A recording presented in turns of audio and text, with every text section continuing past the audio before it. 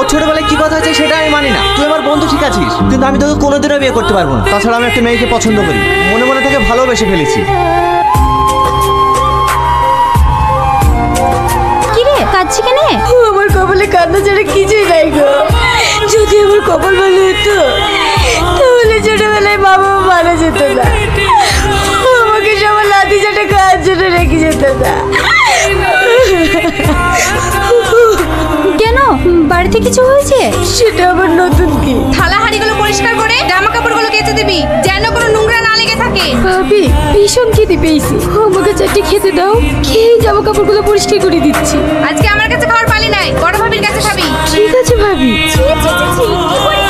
সালমা, সালমা! হ্যাঁ ভাবি, কিছু বলছো? তোর ভাইয়ের জন্য ফ্রিজে চারটে মিষ্টি রাখা ছিল, কে খাইছে? আমি খেয়েছি ভাবি। আমাকে জিজ্ঞেস করে ফ্রিজ থেকে মিষ্টি চুরি করে খেতে লজ্জা লাগে না? ভাই ভাবির ঘরে জিনিস খেলে কি চুরি করা হয়? দিন দিন তো সব বেড়ে যাচ্ছে। ওদের তো কষ্টে আমার কিছু মনে হয় না। যাকে ঘিরে এত স্বপ্ন দেখেছি, ভেবেছিলাম সে হয়তো